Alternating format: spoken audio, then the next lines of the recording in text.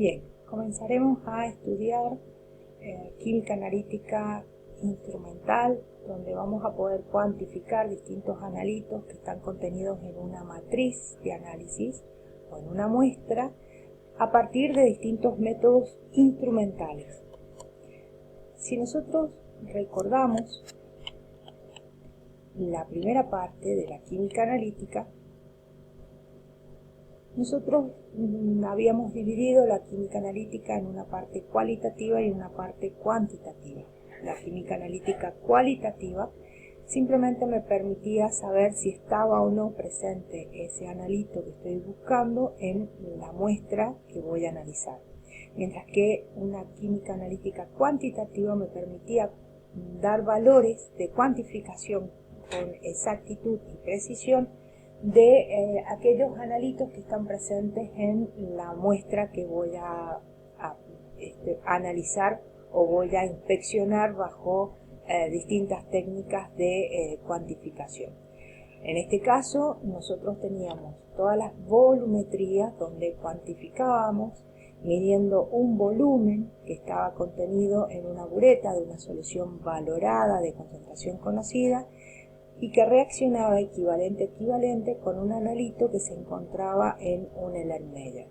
Con la ayuda de un indicador observamos el punto final de la titulación y según el volumen gastado nosotros podemos cuantificar distintos analitos. Recuerden que esas volumetrías podían dividirse en volumetrías de neutralización, donde titulaba ácidos con una base, o al revés, si yo cuantificaba base, lo valoraba con un ácido.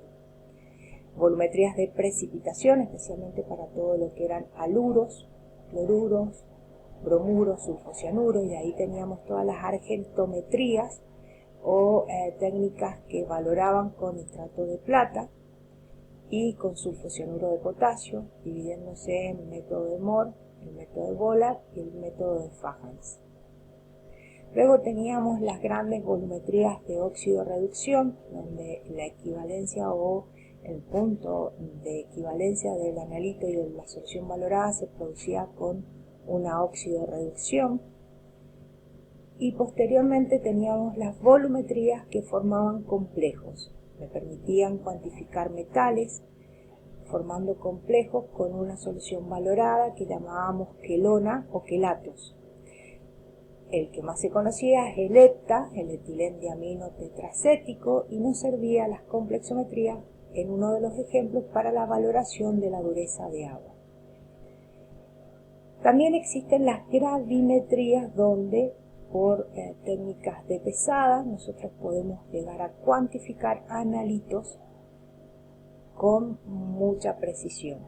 Dentro de esto se encuentran las de precipitación, volatilización y electrogravimetría. Nosotros no trabajamos las gravimetrías en el primer curso porque nos centramos principalmente en todas las técnicas volumétricas para cuantificar.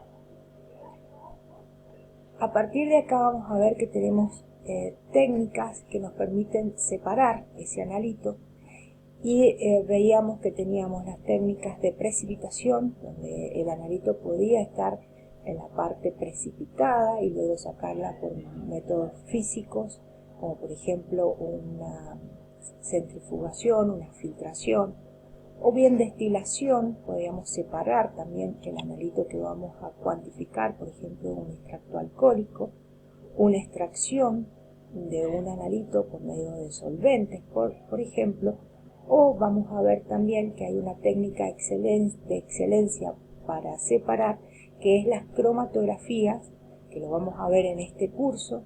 Dentro de ellas tenemos las cromatografías gaseosas y las cromatografías líquidas.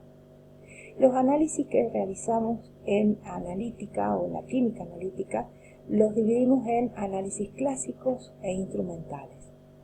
Dentro de los clásicos vamos a tener todos los que son por vía húmeda, que se especifican las volumetrías que ya hemos visto, pruebas de la gota, que son la parte cualitativa de reacción del analito con distintos reactivos, y ensayo a la llama para ver presencia o ausencia de determinado elemento. Mientras que las técnicas instrumentales vamos a encontrar instrumentales a nivel elementales o moleculares.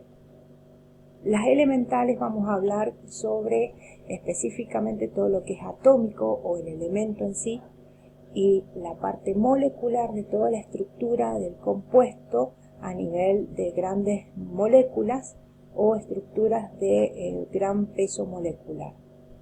Dentro de las elementales vamos a tener la espectroscopía de emisión, espectroscopía de absorción atómica, fluorescencia o fosforescencia, mientras que las moleculares vamos a hablar de espectroscopía de absorción en la zona del ultravioleta, visible en infrarrojo, y la espectroscopía de masa.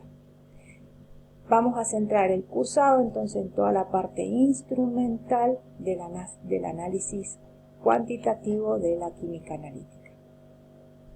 Ahora bien, según la señal que vamos a recibir de ese equipo que estemos trabajando, vamos a poder interpretar distintos analitos y también saber qué tipo de equipo es el que estamos trabajando. Si la señal de radiación vamos a medir una absorción, estaremos trabajando entonces en espectrofotometría dentro de la zona ultravioleta, visible, infrarrojo, o bien una espectrofotometría de absorción atómica, o una resonancia magnética nuclear. En cambio, si vamos a medir la emisión de esa señal, estaríamos entonces en una espectroscopía de emisión. Dentro de ella serían los rayos X, ultravioleta visible, o una fluorescencia o fosforescencia. También vamos a poder medir una dispersión de las que vamos a intervenir o analizar, y vamos a hablar de la turbidimetría o neferometría, o bien una refracción, que ese fenómeno se va a producir entre la energía y la materia, y llamamos refractometría a ese equipo, o simplemente la rotación del ángulo de incidencia de la luz. Entonces vamos a llamar a ese equipo polarímetro y la luz será polarizada o polarimetría. La química analítica cuantitativa en los instrumentales vamos a dividirlo según las señales que vamos a tener. Si es una señal eléctrica, vamos a estar trabajando con equipos electroquímicos, y dentro de ellos vamos a tener potenciometrías o potenciómetros, conductimetría o conductímetros, columbimetría o polarografía. La columbimetría y la polarografía, no son técnicas muy utilizadas en toda la parte de analítica en vinos, pero sí existen en algunos compuestos muy especiales el análisis con este tipo de equipo. Las señales de diversas propiedades, por ejemplo, tenemos propiedades térmicas, de razón masa-carga, velocidad de reacción, y dentro de ellas hay equipos que van a estudiar una conductividad térmica, una espectrometría de masa o métodos cinéticos. Y cada uno va a fundamentar una técnica especial y por ende va a ser un equipo especial para el análisis. Las grandes técnicas separativas están compuestas por todos los equipos cromatográficos o técnicas cromatográficas, y dentro de ello vamos a encontrar cromatografía de gases, cromatografías líquidas, también llamadas HPLC, o de fluidos supercríticos. Cualquier componente que veamos en este cursado, la gran mayoría va a seguir un alineamiento parecido a este. Un generador de señal, donde se va a producir una señal analítica. Va a haber un transductor de entrada o detector de entrada al equipo. Esa señal de entrada, que puede ser mecánica o eléctrica, va a ir a un procesador de señal luego de haber interactuado con la muestra, y posteriormente va a haber una señal descripta en distintas condiciones. Puede ser un medidor de señal, un registro o gráfico, o una unidad digital. Ya esto se va a llamar transductor de salida o lectura. Vamos a ver en el resto del cursado que en distintas formas o de distintas partes de presentación o con distintos equipos todos van a presentar alguna de estas partes y todos van a tener una función semejante en cualquiera de los equipos que estemos analizando. De aquí que algunos ejemplos de componentes de instrumentales, por ejemplo, el fotómetro va a tener la señal, que es una lámpara de tungsteno, un filtro de vidrio o la muestra. La señal analítica es el haz de luz atenuado. La transductor o traducción de entrada es una fotocélula. La señal traducida es una corriente eléctrica. Un procesador de señal, que en este caso un fotómetro no lo necesita, y luego llegará la medición de la lectura. Lo mismo ocurre con un espectrofotómetro de absorción atómica, donde vamos a tener un generador de señal, que va a ser una llama, un monocromador, va a haber una señal analítica, que va a ser la radiación según la longitud de onda del espectro que esté trabajando, una transducción de entrada, que es un fotomultiplicador, una señal, que es un potencial eléctrico, luego va un amplificador y un registro final. Un medidor de pH, la muestra será en este caso el generador de señal. La señal analítica es una actividad del ion hidrógeno, por eso en este caso llamamos pHímetro.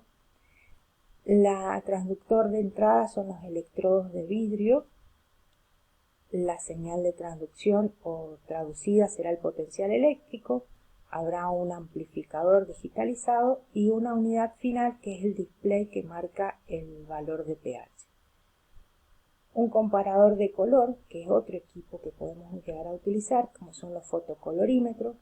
La luz solar es la muestra o la generadora de señal. La señal analítica es el color que voy a observar. En este caso, la transducción de entrada o la señal de entrada es el ojo humano, que me permite ver las diferencias de colores. Va a haber una señal del nervio óptico que va a permitir la diferenciación de los distintos colores que existen en esa muestra.